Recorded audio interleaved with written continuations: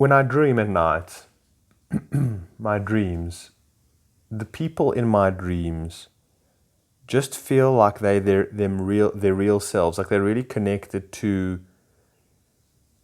I don't know. They're passionate a lot of the time. There's just something about them. They've got a whole lot of life in them, right? They've got a whole lot of animation in them. They've got a whole lot of character in them, and they feel so much more. And these are people that I know in my life. I want to try to see if I can prevent the light from changing. If I and no, these are people in my life that I know, and these are people that I used to be friends with, and that whatever it is. And in my dreams, they seem so much more themselves and so much more alive. Okay, and I remember a time which is very strange. I dated this girl who, when I was in my early 20s, we dated for like 4 years, and I was very heartbroken by it. And I used to really long for her. I used to, after the breakup, I really used to yearn for her. And I couldn't even speak to her because she had gotten married shortly after. And I used to really miss her. And the one time I was I was dreaming and it would turn into a nightmare. And I called upon her. I called upon Gabby and I said, Gabby, like help me, help me. And she came, I know this was a dream. She came, she presented herself, right? But it was her spirit. It wasn't Gabby as she was in this flesh, in this human incarnation, in her personality, in her ego, in her character, in her role of the wife. Personally, I feel that she got married because it was the right thing to do. I think, it was peer pressure, it was social pressure, it was culture pressure. It was also for herself, I think, to feel worthwhile. She was a bit of a free thinker, an artist, whatever it was. And I think, she needed to be grounded. She felt that she needed that groundedness by marrying a man that was poor choice. Not just my opinion, obviously I'm biased, but it was poor choice. Most of the people I know in my life married people below their level of their standard. They dropped their standard completely. They didn't marry, I'm talking about more of my friends and women, didn't marry people that were really going to challenge them, that were really going to help them evolve, to grow them, that they were really deeply in love with. They just fell in love, and they got so-called fell in love with the stereotypical type of person that society and their parents and just television, what you're supposed to marry. And very sort of, and I really found that a lot of the time, that most of the time, that I met on my journey wonderful women, wonderful, sort of well expressed, just heartwarming, intelligent, funny, creative, imaginative, just beautiful women marrying the most, benign men, just the most sort of boring, traditional, and to a degree it was like it's so hard to see, like I would see this one woman that we really got along. Her name's Tamar, okay, Jewish girl, and this was in my early 20s, and she was exceptional, and we were getting along well, and I could see I made it too uncomfortable. Because of who I was, too introspective, too, curious, too wily, too different. And she was intrigued by that. She enjoyed it, but it was threatening to her at the same time because it wasn't comforting for her. And then she broke off our friendship, and it was almost a relationship. And she married a guy very quickly. And on their wedding day, he got married. After he got married, he was dancing in his Liverpool t-shirt, right? Because he's a Liverpool fan.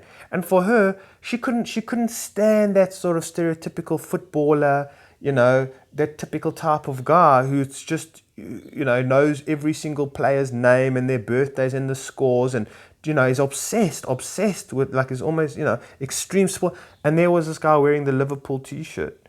And then I saw later on in their Facebook, their first child was a boy. And their father put a Liverpool t-shirt on the kid, at the age of maybe a few months old. I thought to myself, oh, Tamar, what have you done? What have you done, my darling? Ryan Duritz from Duritz, I don't know, from Counting Crows, he talks about Murder of One. It's a song, Murder of One, where he talks about, like, he walks past his ex-girlfriend's house, and she's with her boyfriend, a new boyfriend, and he says, like, does he challenge you? Does he keep you safe and warm? Does he know you? Does he, and look outside your window. He doesn't have to know. Look at me, right? Remember me. I mean, I should put the lyrics, if I remember, in the comment section, in the description of this video, because that's what he's talking about, a murder of one. You've murdered yourself by your choice of who you want to spend the rest of your life with. Because I don't know why I'm going on about that. Completely unrelated. But Gabby, in my dream, when I called upon her, her spirit came. It wasn't her. It was the woman that I used to know. It was the woman that I was in love with. The woman that I was inspired with. The woman that I was charmed by. The woman that was just that stole my heart away. But now when I look at her, she's still got those qualities. I would imagine. I haven't seen her in maybe 15 years or something like that, or 10 years or whatever it is. And she's married, I think, with maybe like 5 children now. And she became very super religious. And it was like, whatever it is, and good for her. But I know that's not who she is inside. And you folks know, people in your life that have settled. You know people in your life that took the road more traveled. You know those people who, when opportunity came knocking at their door, right, that they didn't answer it, that they didn't honor their potential, they didn't fulfill their potential, they didn't, follow their dreams, follow their hearts, follow their intuition, right, follow their courage. Like, they didn't do that, and you know them, and you see their lives now, and they sort of, they're a quarter of the person that they used to be. And it's terrible. It's terrible to see. But anyway, in my dream, I called upon her spirit, and her spirit came to comfort me, and it was so comforting, right? And then in the morning, like, I woke up, and this was a long time ago, and I went on Facebook and I see her life, and it's like, the stereotypical type of mid-30s woman, married with how many kids, and whatever is the profile pictures, and you might say to me that I'm judging or whatever it is, but I feel different. I feel that it's not the same, so Erin, how do you know that wasn't the path for her? And I'm not saying it's not the path, that's what she wanted to experience, but in their being, in your being, when somebody is just let themselves go, has given up on who they truly are, their authentic self, right? And they've fallen for the cultural plan, they've fallen for comfort, it, right? And so when I look at it, I'm like so disappointed, because this woman should be an artist. She's a beautiful musician. She plays the piano. She can paint. She can draw. She can write. But now what is she doing? And that's what for her call. That's fine. But folks, we know it. How many people, when I have met some guys with beautiful voices, but they didn't believe in themselves, and they used to smoke and they used to drink, and eventually their voices became whatever it is. And you've seen it. This is the world of people that have given up on themselves, right? That have sold themselves, have betrayed themselves, have abandoned themselves. This is the world. This is what this world is about. That's just how it is. So it's dime a dozen. And so people have adopted a role, a character, to fit into culture and society. And they're not who they are. And then they've been battered and bruised by life, and they've fallen into victimhood, and they've fallen into the programming of the matrix and whatever it is. They've fallen into the lack of meaning in their own lives, the lack of significance in their own lives. Majority of people in their very being feel insignificant. If you take away their status, if you take away their distractions or whatever it is in their being, they are desperately lonely, scared, isolated, frenetic, paranoid. That's who they are. Inner child is frightened, is scared to bits, panicked, lost, confused. This is the inner child that's been neglected and abandoned, and whatever it is. And so you see it, and it's tremendous, and it's very sad. And so for myself, even when I look at people from the 60s or the 50s, to a degree that they are more present. They seem like they're more themselves. And they would be. Well, why wouldn't they be? Because they haven't been completely propagandized or whatever. They haven't been living in a world full of toxins everywhere, from the food to the air to the water to the medicines to the everything. The world that we live in now is the heaviest dose of matrix that there has ever been, and it will continue to be, right? Propaganda from media, television, TV series, advertisement, consumerism, nationalism, politics, whatever it is. You just about name it, agendas of all sorts. We are not the people that anywhere close to where we're supposed to be, close to where we're supposed to be, our authentic selves. We are characters playing on a screen. And that's kind of what I wanted to talk about. I've watched 2 series in the last year and a half, I would say. I don't watch many series, but I've watched 2. I watched Billions, okay, and I've watched Succession. Both about billionaires, basically, who have a very high influence and control over the world, in the world, and power. And I like those ideas. I like those TV series. A lot of these TV series show a lot about life, display a lot about life. I haven't watched, like The Matrix, the movie The Matrix, the Truman Show. So many. Fight Club about the ego, The Nutty Professor about the ego, whatever it is. Vanilla Sky about the ego, right? About the false self, about the dreaming self, about the imagination. And I want to do a talk about the imagination as well. So that's what storytelling has always been about. I'm saying is to create a sort of a fictional world to a large degree that can display and sometimes it's non-fiction. It is fiction. It's mixed, right? A lot of sci-fi is very true, right? But it's mixed, and so it can portray in an artistic, creative expression, a symbolic what is the human condition, what is going on in the world today from a spiritual, psychological, materialistic level. It really does. And that's why I like watching these TV shows. And what I find very interesting is that what I do is that I choose not to actually watch interviews on the cast members. So, for example, like Axel Rod, I can't remember his name, of Billions. I'm not sure what his real name is, not his character name. I'm not sure. Anyway, and Brian Cox, who plays Logan Roy in Succession. And they're both billionaires. Logan Roy, I think the life is balancing this on my knee, and it's not comfortable. Jesus, I'm going to try like that. No. Very professional of me. It's also not going to work. Anyway, so Logan Roy, it's based on, loosely based on the life of Rupert Murdoch, I think, or whatever it is. A man who's owned most of the media, whatever it is, and etc. And so it's interesting to see Logan Roy and his relationship with his children, because Logan's a narcissist, and his children are pretty much narcissists as well. And so it's just interesting to see the dynamic involved, the competition involved, and it tells a lot about life. Anyway, so for myself, what I try and not do, well, I don't do, is I won't watch like an interview on the cast members, or something like that, until I've actually finished the season, because it takes away from myself the realness of the character, because the truth is that it's 2 different people, right? It's 2 different people. Brian Cox is a man, I'm saying he's not Logan Roy. He's not a billionaire, right? He doesn't have all this power over people and this influence over people. And most likely he's not a narcissist. And he's not married to Marsha, Brian Cox. It's all fiction. It's not real, right? That he doesn't have, his son is not Kendall or Roman. I think that's his 2 sons, or his daughter named Shiv. And there's another man named, well, it's played by Alan Rick. I can't remember his name, but it's all made up.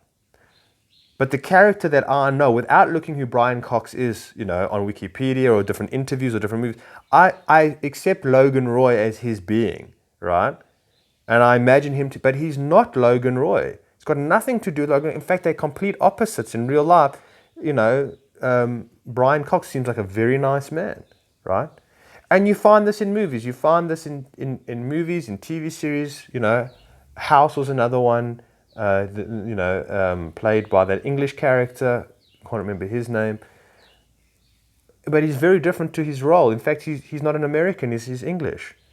But I mean, how many people watched the whole seasons of House? Can't remember his name now. Hugh Laurie. Hugh Laurie, and they didn't know that Hugh Laurie was English.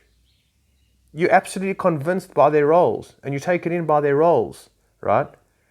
And I'm sure people sometimes will walk up to Hugh on the street and say, "Can you give me medical advice?" He says, "I'm not a doctor. I'm not a doctor."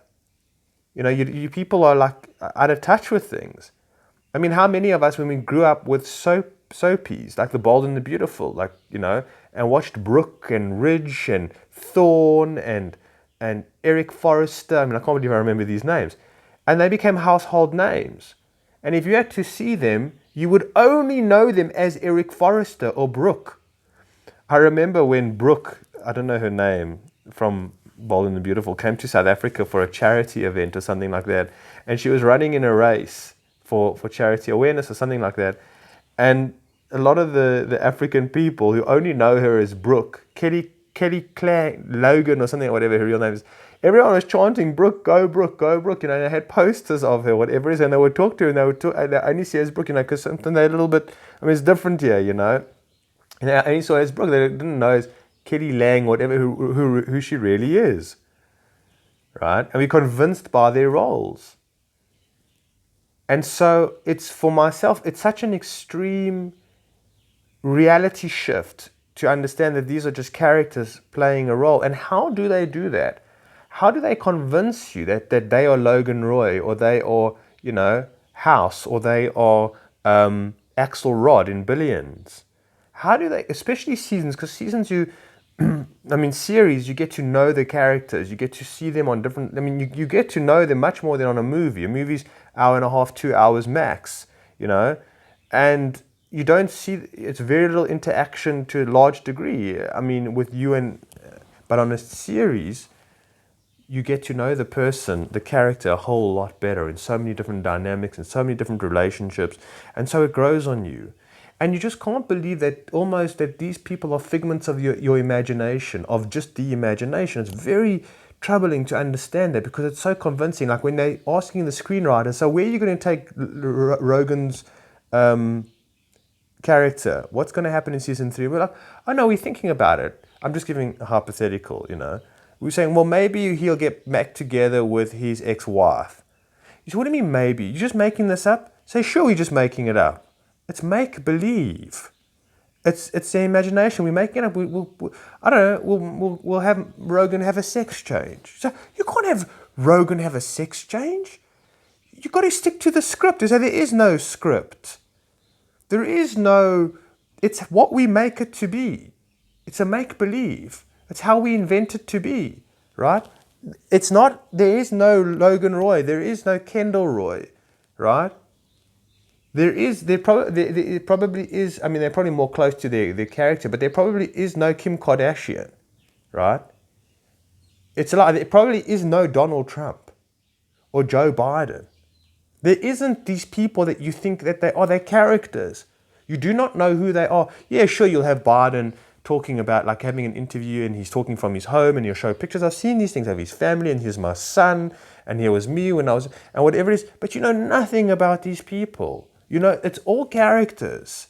They're all characters. You know nothing about Trump. How do you know that the whole bravado of Trump, look, it seems pretty much close to who he is, but he's not just an actor? How do you know that Bill Gates is not just an actor? That Mark Zuckerberg is not just an actor?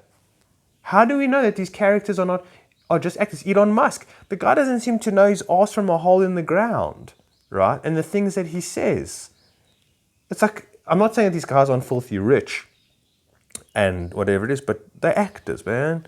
We don't know who they really are, We don't know who they really are.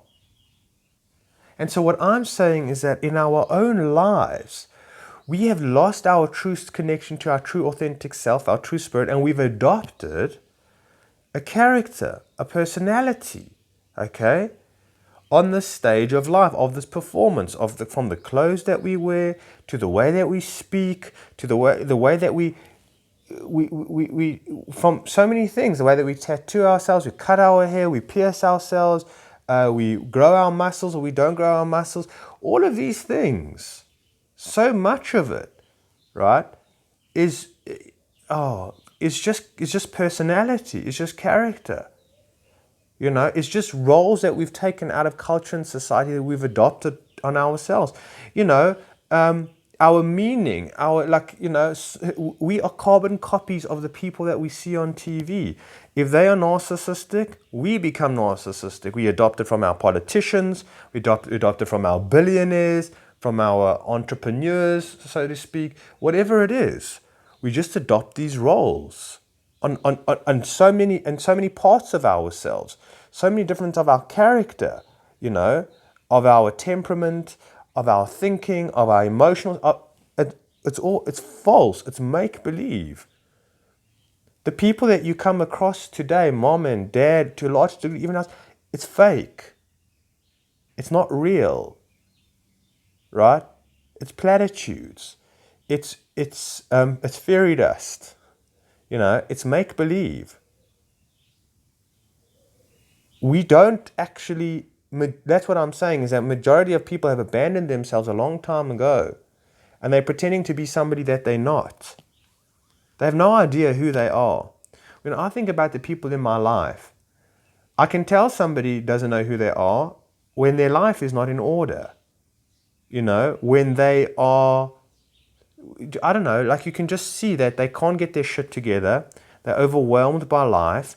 They got no backbone, or they're too aggressive, or they're too impatient, or they're too regressed, or childish, or immature, or they're not embracing their masculinity, if they're a woman, or their femininity, that they're not balanced in their lives, that they're not, like I'll see people talking about, the new age, and like people that are talking about CV, they're talking about, people that are YouTubers, and I look and I say, from just their thinking and just their working, I can see if they are just more of a spokesman. They're more feel like we're fighting the cause here, we're awakening the people, which is great, from the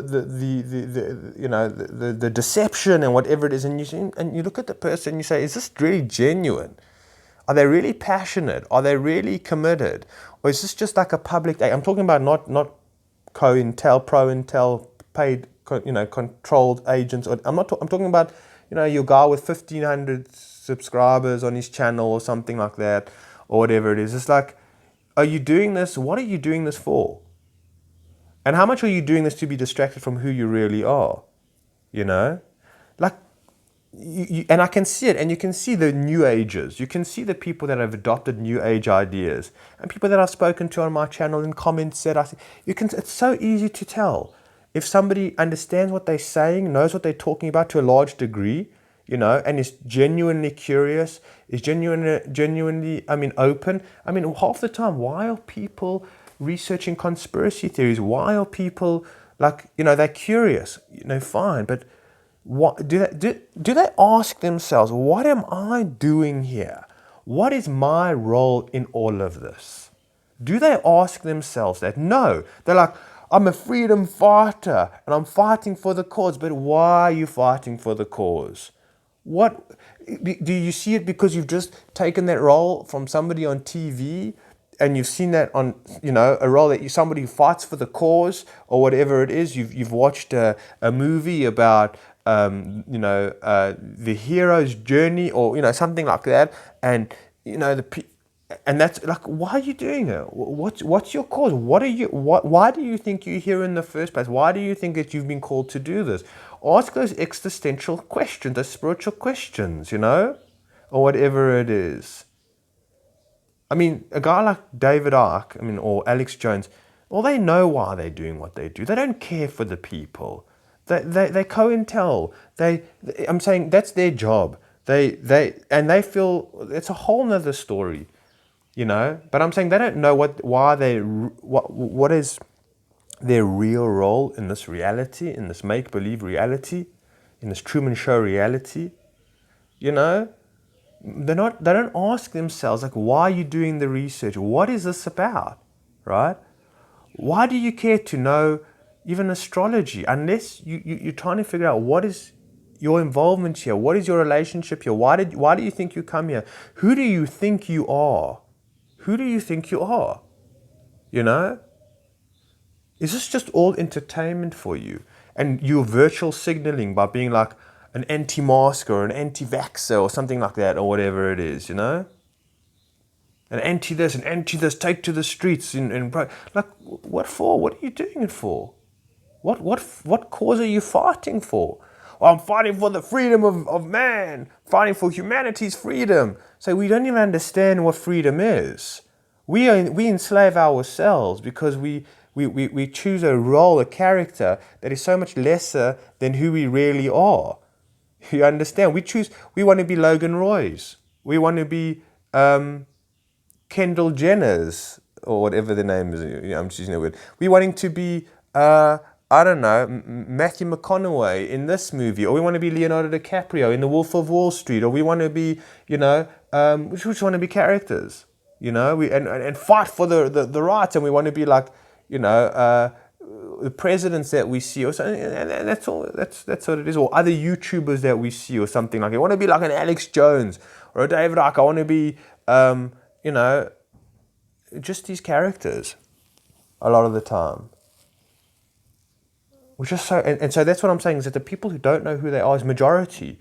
When I look in my own life and I realize, I just ask that question. I go and I analyze the people in my life and I think, okay, let's just say Gerald. Does he know who he is? No ways. Margaret. Does she know? No ways. Joyce. Does she? I'm just making up names. She doesn't know who she is. Uncle Joe. No. Stephen Scher from high school that I went to school. Does Stephen know who he is? No, Stephen doesn't know who he is. And you just ask these questions. And then you say, let's just say, does, Mark Edelstein know who he is? Yeah, he's trying. He's getting there. He's working on himself. He's genuine. He's more genuine. And you can tell who's genuine. And you can tell who's more in touch with themselves.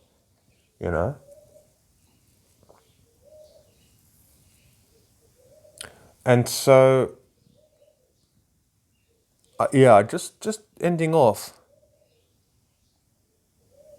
is that it's alarming to see that, I think when we pass on from this world, for most people, that's really when you're going to get to see who they are.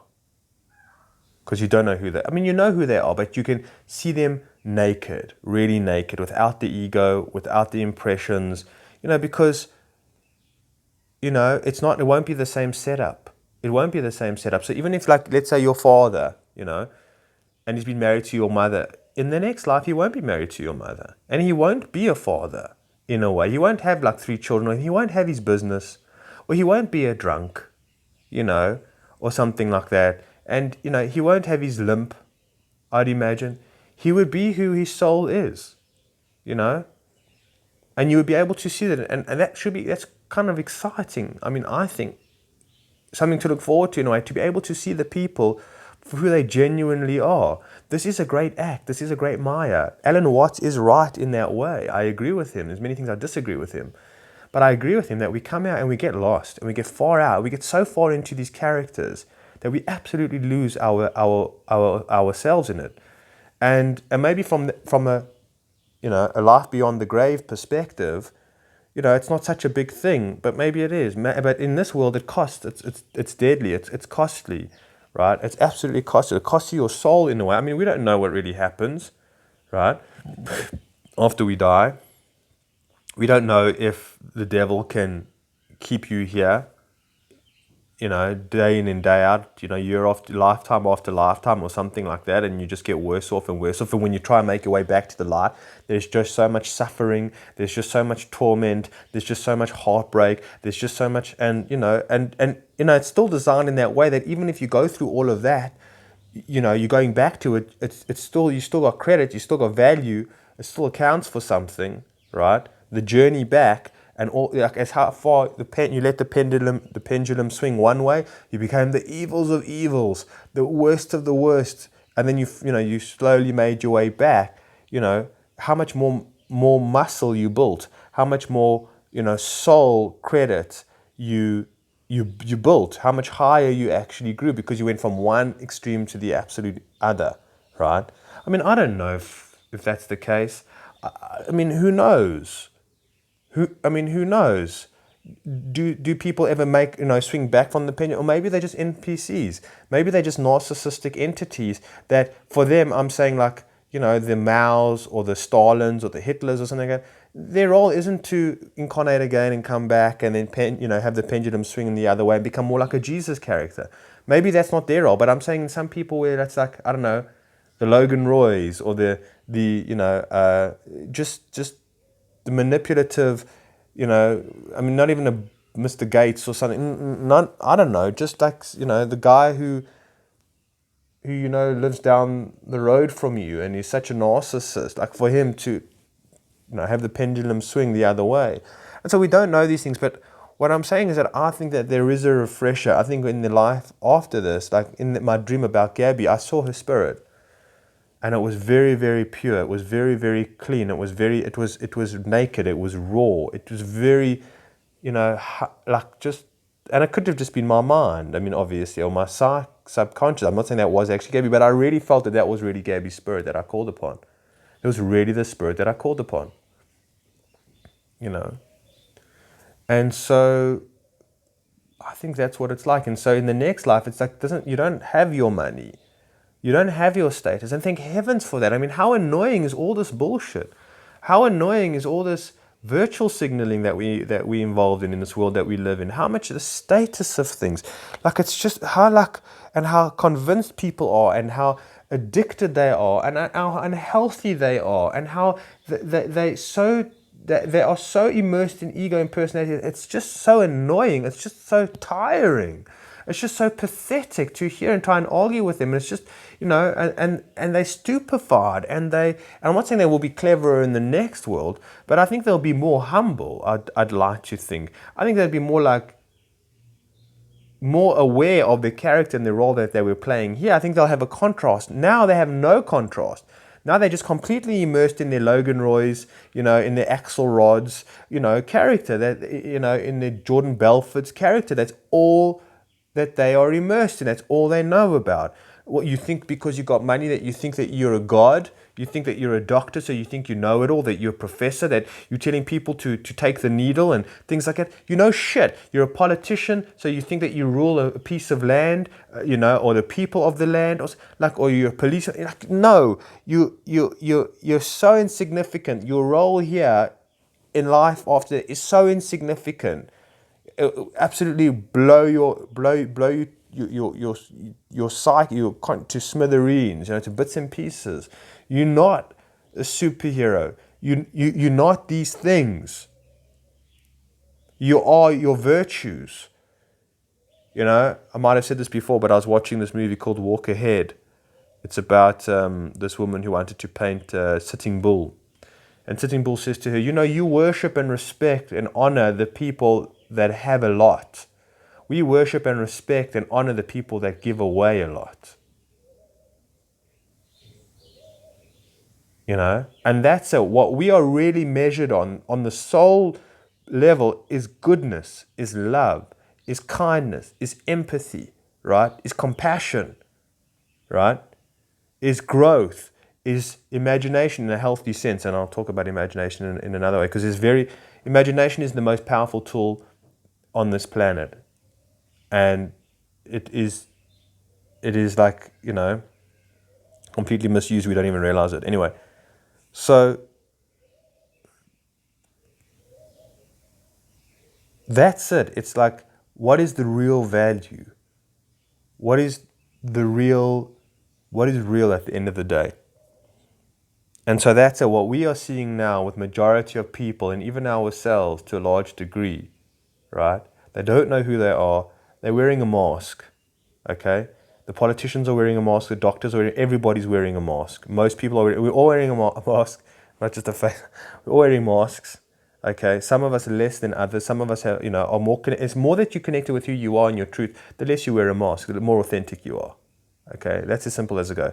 So, by seeing you wearing a mask, you know that they're disconnected from themselves. No question about it. And so, we wait and we see in the next life what it's going to be like, And it's going to be interesting. And for myself, I look forward, I know this sounds ridiculous, but I look forward to seeing like certain people like my cousin to be unscripted, for people to be unscripted by their situation and their scenario and being able to talk to them, in true moments, in real moments, for who they really are. All right, folks, thanks for taking the time. Cheers.